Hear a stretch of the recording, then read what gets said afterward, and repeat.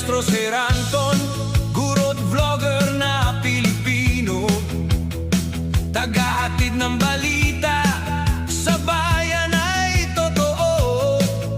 Mga benepisyo ng guro, kanyang tinatalakay. Natin ngayon mga maestro ay pag-usapan pa rin natin itong tungkol sa 15K across the board salary increase na tinutulak po yan ng mga teachers sa panguna po ng Teachers Dignity Coalition, especially po ni Sir Benjo Basas, ang ating pong national chairperson. Ayan, so syempre bilang miyembro po, bilang proud member po ng TDC, so tayo po ay nakasupport din dito po mga maestro sa 15K across the board salary increase na ito. And besides, ayan, magkakaroon po tayo ng rally, po mga maestro, sa darating na April 24. Ayan, malapit na po yan. Sa darating po yan na Friday, ayan, magmamarcha po ang mga teachers sa panguna po yan ng TDC from DBM, papunta po yan sa Menjola. Ayan, so hiningi po namin mga maestro ang inyong support, kung kayo man po ay nasa malalayong lugar at hindi kayo makakarating sa ating pong pagkilos. Ayan, so ang mahihingi lang po namin sa inyo is panalangin na sana po ay maging matagumpay at madinig ng mga kinaukulan ito pong ating pinupush na 15K across the board salary increase. Ayan, so syempre ito ay bilang solusyon sa talagang patuloy na pagtaas po syempre ng mga bilihin, ayan, mga bills, lahat na po nagtataas sa panahon ngayon. And sa tingin po natin ay ito na po yung tamang pagkakataon para pakinggan naman po ang mga guro, mga kamaestro, sa atin pong kahilingan. Ayan, especially po doon sa ito ay makakatulong doon sa mga problema ng mga teachers na nalulubog sa utang, marami mga loans.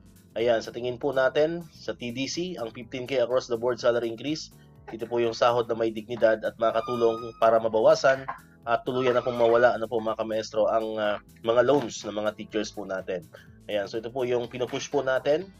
And syempre, hindi lang po dapat mga teachers ang magpupush niyan. Of course, kailangan po ay meron po siyang bills. Ayan, kasi hindi naman po yan magiging isang ganap na batas kung wala pong bills sa Senado at sa Congress. Po mga kamaestro. So maswerte po tayo sapagkat mayroon pong nakasupport na bill para dito sa 15K across the board salary increase na ito, both from the Senate and from the lower Congress. Ayan, so from the Senate, of course, ang author po niyan ay si Senator Risa Ontiveros. Yun po yung ating i-discuss ngayon. Papakita po natin yung kanyang Senate bill para po dito sa 15K across the board salary increase. And of course, sa Congress naman ay meron din pong version dyan. Alam ko po, ang author po niyan is a congressman from Valenzuela. Kung hindi tayo nagkakamali. Gagawa po tayo ng separate videos para po doon. Para makita rin po natin, para masilip din po natin yung House bill naman po na yun to support this 15K across the board salary increase. Ayan, kasi nga dapat may ipasa po yan mga maestro sa Congress.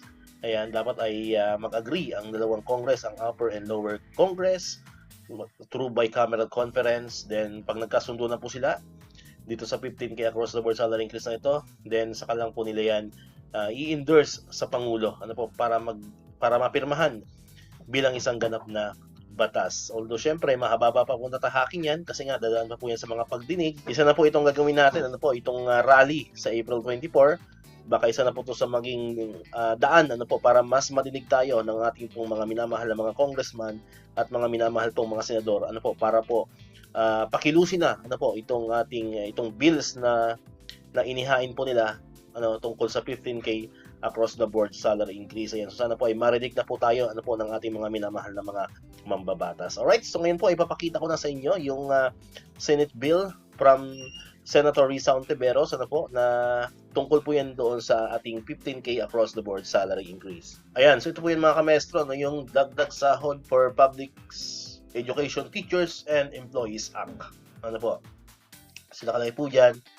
Ito po yung long title niya, an act providing for 15,000 pesos across the board increase in the basic salary of teachers and employees in the public's basic education and appropriating funds therefore. So yan po ay pending in the committee noong August 4, 2025. So sana po yan po yung hinihiling po natin na sana po ay magkaroon na po ng development dito. Kasi dito po ay pending pa rin siya. So yan, so sana po ay magdaan na po yan sa mga pagdinig, sa mga Senate hearing. Ayan, para na po kumilos na po itong ating 15,000 across the board salary increase.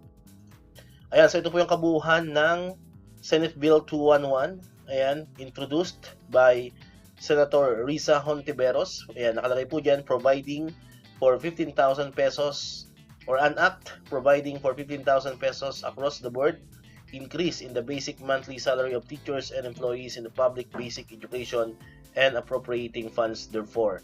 Ayan, so ang maganda po dyan mga kamestro is across the board. Ibig sabihin, pantay-pantay po yung pagtaas na yan regardless kung ano po yung position sa gobyerno, ano po mga kamestro, kung teacher 1 ka man, teacher 2 ka man, teacher 3 ka man. So, para-pareho po ang matatanggap natin na increase. Yan po yung maganda pagka across the board. Ano po mga kamestro. Ayan. So, di ko na po mabasahin yung mga nakalagay dyan. Doon po tayo sa pinakamahalagang part lamang po ng Senate Bill 211 na ito mga kamestro. Ayan. So, ayan. Nakalagay po dito. Ayan. As a result of this inadequate salary levels, some public school teachers have sought better income opportunities abroad, taking part-time teaching jobs in private educational institutions or work as freelance home-based tutors.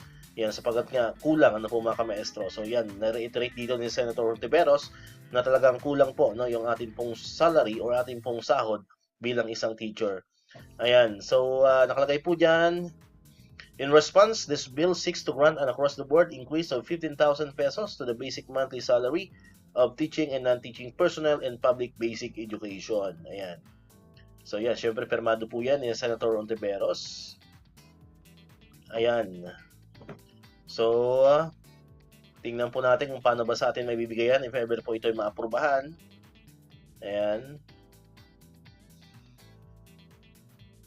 Ito po, no? Salary increase schedule. So, kung mapansin po ninyo mga kamaestro, nahahati rin po siya sa 3 tranches. Ano po? 3 tranches po siya. Ayan, no? Sa Section 5, Salary Increase Schedule, the salary increases shall be given in 3 tranches under the following schedule. Ayan, for the year 1, syempre malaki, 6,000 pesos. For year 2 is 5,000 pesos. And for year 3 is 4,000 pesos. For a total of 15,000 pesos. Ayan, so, ayan, provided the salary schedule shall be implemented starting January of the year after the enactment of this act and every January 1 of the year thereafter. Ayan, so every January 1 of the year magsisimula po yung increase after po syempre maging isang ganap na batas yan. So ngayon hindi pa ano po kasi hindi pa naman siya nagiging isang ganap na batas. Ayan, so 3 years po no, 3 tranches po ang pagbigay nitong 15,000 across the board salary increase na yan. Which is okay naman, ano po mga kamaestro, sa tingin po natin ay walang problema dyan. Ano po, kahit pa yan ay 3 tranches, ang mahalaga po ay maaprobahan. Ano po, itong ating 15,000 across the board salary increase. Ayan, so yan po yung abang-abangan po natin. And syempre, malaking bagay po, ano po, ang gaganapin po nating rally sa April 24. Ano po, bilang isa sa mga move po natin, ano po, para mas marinig tayo ng ating pong mga congressman, ng ating mga senador, ano po, para kahit pa paano, sabi ko kanina, ay pagalawin na ang baso, ano po, dito sa ating pong 15,000 across the board salary increase. Ayan. So, comment lang po kayo dyan mga kameso sa baba, ano, sa ating pong comment section, kung ano po yung comment po ninyo tungkol dito.